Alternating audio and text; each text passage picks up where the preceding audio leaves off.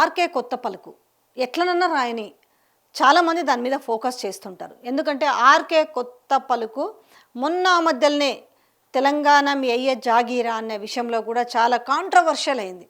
But ఆయన మానాన ఆయన రాస్తుంటాడు, ఆ కొత్త పలుకు వెనుక ఏవో ఒక పలుకులు ఉంటాయి అనేది ఆయన భావన. కొన్ని సందర్భాల్లో ఈ కొత్త పలుకు కాస్త చెత్త పలుకు కూడా అవుతుంటుంది. ఈ నేపథ్యంలో ఈరోజు వచ్చిన కొత్త పలుకు చూస్తుంటే అంటే చంద్రబాబు నాయుడిని గురించి పొగుడుతా ఆయనని ఎట్లా వెనకేసుకురావాలి అని చేసిన తాపత్రయం కనిపించినట్టుగా అనిపిస్తుంది. బట్ నా పర్సెప్షన్లో మాత్రం చెప్తున్నా, చదివిన వాళ్ళకి ఈ పాటికి అర్థమై ఉంటుంది ఆయన ఏ రకంగా చేయాలనుకున్నాడు, ఏ రకంగా చేయబోతాడు, అది సాధ్యమవుతుందా కాదా, ఇప్పుడున్న ఎమ్మెల్యేలు అంటే కొంతమంది ఎమ్మెల్యేలు ఎలా పీడ్చుకు తింటున్నారు ప్రజల్ని, అది కూడా వైఎస్ఆర్సీపీ అధికారంలో ఉన్నప్పటి ఎమ్మెల్యేల కంటే ఎక్కువగా పీల్చుకు తింటున్నారని చెప్పుకుంటూ ఆయన ఈ కొత్త పలుకులు పెట్టారు. అయితే దీంట్లో కొన్ని పలుకుల్ని మేము ముందుకు తీసుకొచ్చే ప్రయత్నం చేస్తున్నా. కొంతమంది ఎమ్మెల్యేలు కూటమి ప్రభుత్వానికి చెడ్డ పేరు తెస్తున్నారు, వారిని ఎలా కట్టడి చేయాలో కూటమి భాగస్వామ్య పక్షాలు ఆలోచించుకోవాలి. ప్రభుత్వ పనితీరుపై ప్రజాభిప్రాయాన్ని ఎప్పటికప్పుడు తెలుసుకోగలిగితే దిద్దుబాటు చర్యలు తీసుకునే అవకాశం ఉంటుంది. ప్రజలు ఎదురొచ్చి మీ పనితీరు బాగోలేదని ఎప్పుడు చెప్పరు, చెప్పాల్సిన రోజే చెప్తారు అని చెప్పారు. కూటమిలో కొంతమంది ఎమ్మెల్యేలు అంటే జనసేనలో ఉన్న 21 మంది ఎమ్మెల్యేల గురించా? అంతే కదా. కూటమిలో అనంటే ఈ 21 మంది ఎమ్మెల్యేలు పవన్ కళ్యాణ్ ఎమ్మెల్యేలు కాబట్టి ఆయన ఏం చెప్తే అదే వినాలి. డెఫినెట్గా ఆయన గీసిన గీటు జవదాటకుండా పనిచేయాలి. అది ఒకవేళ ఆ గీటు దాటితే ఆయన వేటు వేస్తారా, బెదిరిస్తారా, బతిమిలాడతారా, ఏం చేస్తారా అనేది ప్రజల్ని పీల్చుకు తినకుండా ఉండాల్సిన బాధ్యత గురించి తీసుకోవాల్సిన బాధ్యత ఎవరిది ఉంటుంది? పవన్ కళ్యాణ్ ఉంటుంది. ఏమి చేసినా పవన్ కళ్యాణ్కి తెలియకుండా జరుగుతుందా అనే డౌట్ కూడా వస్తుంది కదా. ఒక 21 మందిని పక్కన పెడదాం. మరి మిగతా టీడీపీలో ఉన్న ఎమ్మెల్యేలు కొంతమంది, మరి ఇవన్నీ కూడా బాబుకు తెలియకుండానే జరుగుతున్నాయి ఇలాంటి పనులన్నీ. అంటే ఒక 5 ఏళ్ళు జనరల్గా అయితే మంచి పనులు చేస్తే మరొక 5 ఏళ్ళు కూడా మేము ఎమ్మెల్యే అంటే ఇండివిజువల్గా కూడా పార్టీ అధికారంలోకి వచ్చినా రాకపోయినా ఇండివిజువల్గా ఒక ఎమ్మెల్యే మంచి పనులు చేసి ఇంకో 5 ఏళ్ళు కాదు ఇంకో 10 ఏళ్ళైనా కూడా కొనసాగాలన్న ఆసక్తితో ఆశతో ఉన్నవారు కూడా ప్రజలకు ఎంతో కొంత మంచి చేయాలన్న భావనలో ఉన్న వాళ్ళు కొంతమంది వేళ్ల మీద లెక్క పెట్టచ్చు వాస్తవానికైతే. ఇలాంటి నేపథ్యంలో ఎందుకు ఈ 5 ఏళ్ళు మనకు మరో 5 ఏళ్ళు మనం ఎట్లాగూ గెలిచి సావం కాబట్టి ఉన్న 5 ఏళ్ళు మన అధినేతకు తెలియకుండా దాచుకోవాలనే పరిస్థితిలో ఉన్నారా? అంటే దీని సారాంశం చూస్తే నాకు అనిపిస్తుంది, నాకేమీ వాళ్ళపైన వ్యక్తిగత అభిప్రాయం అంటూ ఏమీ లేదు. ఈ కొత్త పలుకులో కనిపించిన అచ్చమైన పలుకులు ఇవి. ప్రభుత్వంలో ప్రజల్ని పీడించకూడదు అందరికీ తెలిసే, బట్ మళ్ళీ కొత్తగా చెప్పారు కాబట్టి మనం కూడా కొత్తగా చదువుకోవాలి. ప్రభుత్వంలో ప్రజల్ని పీడించకూడదు. కూటమి తరపున ఎన్నికైన కొందరు ఎమ్మెల్యేలు ప్రజాకంటకులుగా మారారు.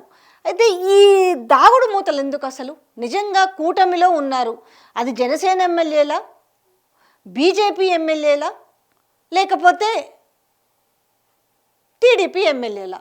అది కూడా మెన్షన్ చేయాలి. ఇగో జనసేన నుంచి ఇంతమంది ఎమ్మెల్యేలు ఇట్లా తయారైన పీడించుకు తింటున్నారు ప్రజల్ని, బీజేపీలో ఉన్న ఎమ్మెల్యేలు ఇట్లా ఉన్నారు, ఈ టీడీపీ నుంచి ఎమ్మెల్యేలు ఇంతమంది, వాళ్ళ పేర్లు కూడా మెన్షన్ చేస్తే ఏమవుతుందంటే ఇంకా చాలా క్లారిటీగా ఓహో ఇందులో చంద్రబాబు తప్పేమీ లేదు, ఎమ్మెల్యేలే ఈ విధంగా బిహేవ్ చేస్తున్నారు, ఇందులో పవన్ కళ్యాణ్ తప్పేమి ఉండదు, బీజేపీ వాళ్ళది ఏముండదు, సో ఎమ్మెల్యేలే ఈ రకంగా తయారైనరు అనేది చెప్పడానికి ఉంటుంది. కానీ ఇలా చెప్పకుండా ఈరోజు ఎమ్మెల్యేలను బ్లేమ్ చేసే పరిస్థితికి వచ్చింది అని అంటే ఏమనుకోవచ్చు? దాని లోగుట్టు ఏమనుకోవాలో మీకే వదిలేస్తున్నాను.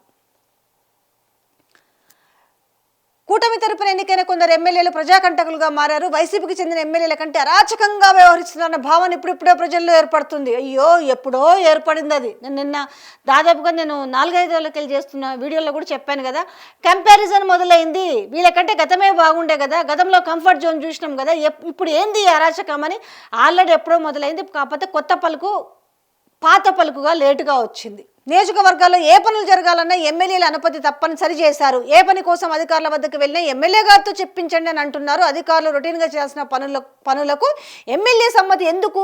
రిజిస్ట్రేషన్ జరగాలన్నా, మున్సిపాలిటీలలో ఇంటి ప్లాన్ ఆమోదం పొందాలన్నా కూడా ఎమ్మెల్యేల జోక్యం ఏంటి? ఇక రెవెన్యూ వ్యవహారాల్లో ఎమ్మెల్యే జోక్యం సంగతి చెప్పాల్సిన పని లేదు. లేఅవుట్లు వేసి వ్యాపారం చేయాలన్నా భూ వినియోగ మార్పిడి జరగాలన్నా ఎమ్మెల్యేలకు కప్పం కట్టాలా? మా రాష్ట్రంలో పెట్టుబడులు పెట్టండి మహాప్రభు అంటూ ముఖ్యమంత్రి చంద్రబాబు కనిపించిన వారందరినీ వేడుకుంటున్నారు. ఎమ్మెల్యేలు మాత్రం తమ నియోజకవర్గంలో పెట్టుబడులు పెట్టి వ్యాపారం చేద్దామనుకుంటున్న వారిని మా సంగతి ఏంటని వేధిస్తున్నారట. ప్రభుత్వపరమైన పనులు చేస్తున్న కాంట్రాక్టులను బెదిరించడం అంటే ఇవాళ కొత్త కాదు. కొంతమంది ఎమ్మెల్యేలు తమ నియోజకవర్గాల్లో తామే చక్రవర్తులు అన్నట్టుగా భావిస్తున్నారు. పోలీస్ స్టేషన్లో కేసు కట్టాలన్నా ఎమ్మెల్యే అనుమతి ఉండాలా? ఈ దుష్ట సంస్కృతి నానాటికి వికృత రూపం సంతరించుకుంటుంది. ఇలాంటి చెత్త పనులు చేయడం వల్లనే గతంలో ఎమ్మెల్యేలుగా ఉన్నవారు ఓడిపోయారని తెలిసి కూడా ఆత్మ పరిశీలన ఎందుకు చేసుకోరో తెలియదు. కేవలం 5 ఏళ్ల కాలానికి తాము ఎన్నికయ్యామన్న స్పృహ లేకుండా విర్రవీగుతున్నారు. కూటమి ప్రభుత్వం ఏర్పడి ఏడాది దాటింది. తమ ప్రభుత్వంపై ప్రజాభిప్రాయం ఎలా ఉందో తెలుసుకునే ప్రయత్నాన్ని కూటమి నాయకులు వెంటనే చేయాలి. ప్రభుత్వం పట్ల ప్రజల్లో ఫీల్ గుడ్ భావన ఉందో లేదో తెలుసుకోవాలి. అలాంటి భావన లేని పక్షంలో సంక్షేమ పథకాలు అమలు చేసినా అభివృద్ధి చేసినా ఫలితం ఉండదు. ప్రస్తుతానికి కొంతమంది ఎమ్మెల్యేలు కూటమి ప్రభుత్వానికి చెడ్డ పేరు తెస్తున్నారు. మళ్ళీ అగైన్ అసలు ఈ కొత్త పలుకు దేని మీద రాశారు? P4 పిచ్చిలో చంద్రబాబు అని చెప్పేసి ఈ లైన్ ఈ పారాగ్రాఫ్ చాలా ఇంపార్టెంట్. ఏం చెప్పదలుచుకున్నారనేది ఆయన ఏదన్నా వదులుతున్నాడంటే దాని ఫిల్లర్ ఆ న్యూస్ ఫిల్లర్స్ వెనుక ఒకటి ఉంటుంది. ఇందులో ఎవరిని బ్లేమ్ చేయాలనుకుంటారు అంటే ఇక్కడ కూటమి ప్రభుత్వం అన్నారు కాబట్టి చంద్రబాబుకి చెడ్డ పేరు వస్తుంది కూటమి ప్రభుత్వంలో ఉన్న ఎమ్మెల్యేల వల్ల అని చెప్పి. ఇందులో మరి ఈ రకంగా ప్రతిదానికి వెంచర్లు వేయాలన్నా, భూమి రిజిస్ట్రేషన్ చేయాలన్నా, రేపు ఇంట్లో ఏదన్నా బారసాల ఫంక్షన్లు చేయాలన్నా, ఏదన్నా కానీ ఇక రేపు ప్రతిదానికి భూములు అమ్మాలన్నా చేయాలన్నా ఇంకా 2 మనం యాడ్ చేసుకుంటే కనుక ఎవ్రీథింగ్ ఇక ఆ కాన్స్టిట్యున్సీలో ఎమ్మెల్యే కూర్చోమంటే కూర్చోవాలి, నిలబడమంటే నిలబడాలి. ఒక విధంగా చెప్పాలంటే ఇప్పుడు ఈ పారాగ్రాఫ్లో ఉన్న వార్తా సారాంశం అంతా ఇదే. అయితే ఒక డౌట్ ఏంటనంటే అసలు ఈ ఎమ్మెల్యేలు ఎవరు? కూటమి ఎమ్మెల్యేలు అంటున్నారు, మరి టీడీపీలో ఉన్న ఇంతమంది % ఎమ్మెల్యేలు ఇట్లా చేస్తున్నారు, బీజేపీ ఎమ్మెల్యేలు ఈ విధంగా బిహేవ్ చేసి దోచుకు తింటున్నారు, ఇలా టార్చర్ చేస్తున్నారు, ప్రజల్ని పీడించి రక్తం దాగుతున్నారు, లేదు జనసేనలో ఉన్న ఇంతమంది ఎమ్మెల్యేలు కూడా ఇట్లా చేస్తున్నారని కనీసం పేర్లు చెప్పే ధైర్యం లేకపోయినా లేకపోతే పేర్లు చెప్పే ఇష్టం లేకపోయినా అట్లీస్ట్ కాన్స్టిట్యున్సీ వైజ్గా మెన్షన్ చేసినా కూడా వాళ్ళు టీడీపోలా జనసేనోలా బీజేపీలా జనాలకు అర్థమయ్యేది. ఏది చేయకుండా కూటమిలో ఉన్న కొంతమంది ఎమ్మెల్యేల వల్ల ఇట్లా ప్రజల్ని రోజుకి ఇట్లా కాల్చుకొని పీడ్చుకొని తింటున్నారు కాబట్టి వీళ్ళ వల్ల చెడ్డ పేరు వస్తుంది.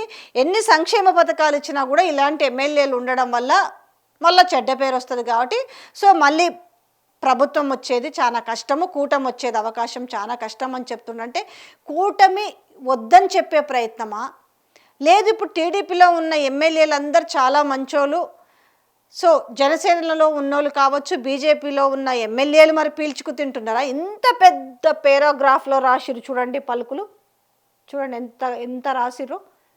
లోకల్లో కూడా ఎమ్మెల్యేలు మాత్రం తమ నియోజకవర్గంలో ఎవరైనా పెట్టుబడులు పెట్టి వ్యాపారం చేస్తామంటే మా సంగతి ఏంటి అని అంటున్నారంట. మా సంగతి ఏంటి అన్న ఎమ్మెల్యేల నియోజకవర్గాలను మెన్షన్ చేయకపోవడం అయితే మరి అది తప్పే కదా. ఇది బెదిరిస్తురట. ఇవాళ కొత్త కాదు, కొంతమంది ఎమ్మెల్యేలు తమ నియోజకవర్గంలో తామే చక్రవర్తులు అన్నట్టుగా భావిస్తున్నారు. పోలీస్ స్టేషన్లో తర్వాత కేసు చెప్పినా కదా. ఈ దుష్ట సంస్కృతి నానాటికి వికృత రూపం సంతరించుకుంటుంది. ఇలాంటి చెత్త పనులు చేయడం వల్లే గతంలో ఎమ్మెల్యేలుగా ఉన్నవారు ఓడిపోయారు. ఓకే, తాము ఎన్నికయ్యామన్న స్పృహ లేకుండా విర్రవీగుతున్నారు. కూటమి ప్రభుత్వం ఏర్పడి ఏడాది దాటింది. తమ ప్రభుత్వంపై ప్రజాస్వామ్యం ఎలా ఉందో తెలుసుకునే ప్రయత్నాన్ని కూటమి నాయకులు వెంటనే చేయాలట. ప్రభుత్వం పట్ల ప్రజల్లో ఫీల్ గుడ్ భావన ఉందో లేదో తెలుసుకోవాలి. అలాంటి భావన లేని పక్షంలో సంక్షేమ పథకాలు అమలు చేసినా అభివృద్ధి చేసినా ఫలితం ఉండదట. సో ఇంకేంటిది P4 పథకం విజయమే తీసుకుందాము. ఈ కొత్త పలకంతా ఈ P4 విజయ పథకం గురించట.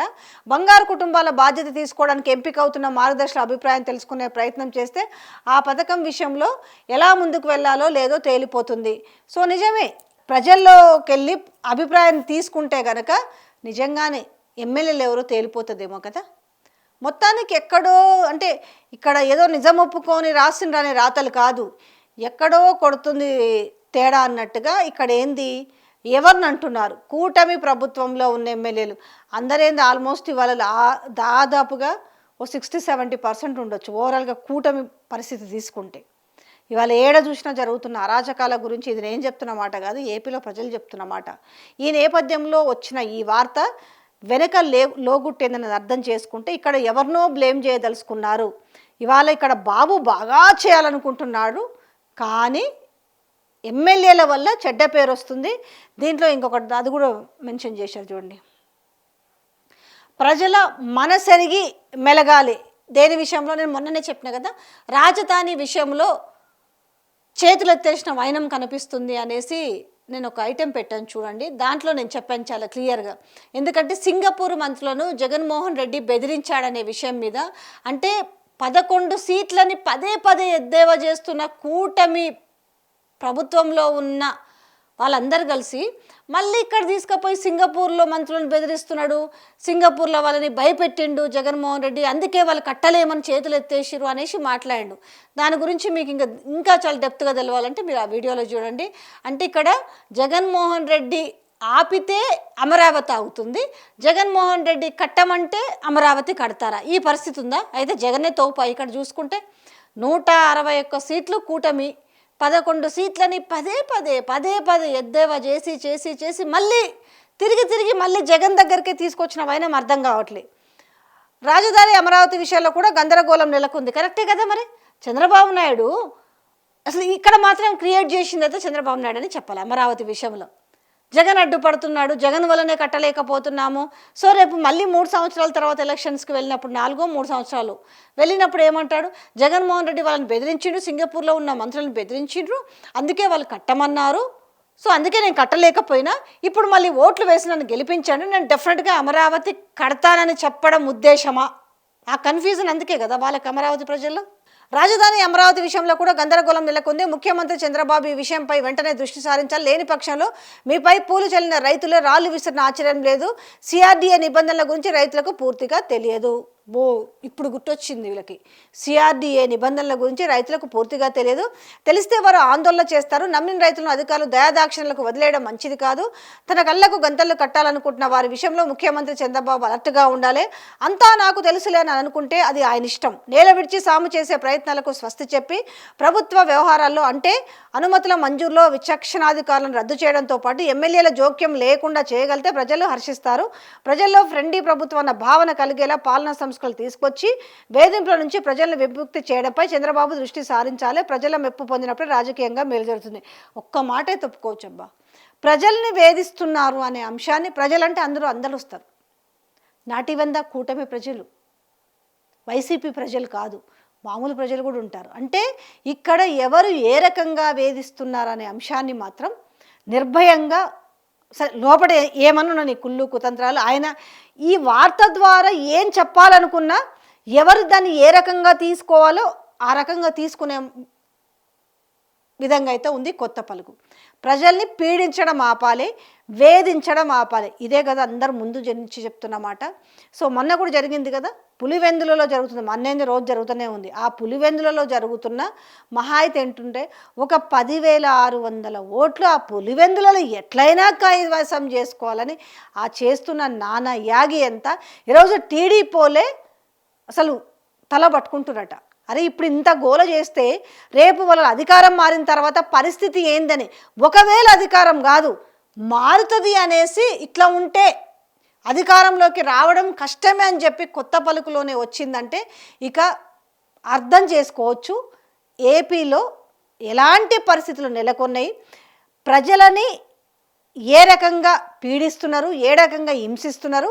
సరే అది ఎమ్మెల్యేలు ఒక్కరే చేస్తున్నారా, మిగతా వాళ్ళకు మంత్రులకు వీళ్ళకి ఏం సంబంధం లేదా అనేది ఎవరికి వాళ్ళు ఆలోచించుకోవచ్చు. రెండోది అసలు ఈ పారాగ్రాఫ్ గురించి కొత్త పలుకులో వచ్చిన ఎమ్మెల్యేలు, కూటమి ఎమ్మెల్యేలు హింసిస్తున్నారు, కూటమి ఎమ్మెల్యేలు ప్రజల్ని పీడ్చుకు తింటున్నారు కదా, ఆయన ఎట్లాగూ రాయలేకపోయినరాకు ఆ ఎమ్మెల్యేలు జనసేనోలా, టీడీపోలా, బీజేపీలా. దయచేసి మీరన్నా కమెంట్ రూపంలో తెలియజేయండి. నిజంగానే టీడీపోలే ఉన్నారా, అందులో జనసేనలు ఉన్నారా, లేకపోతే బీజేపీలు ఉన్నారా, మీ కమెంట్ రూపంలో తెలియజేయండి. Thank you so much.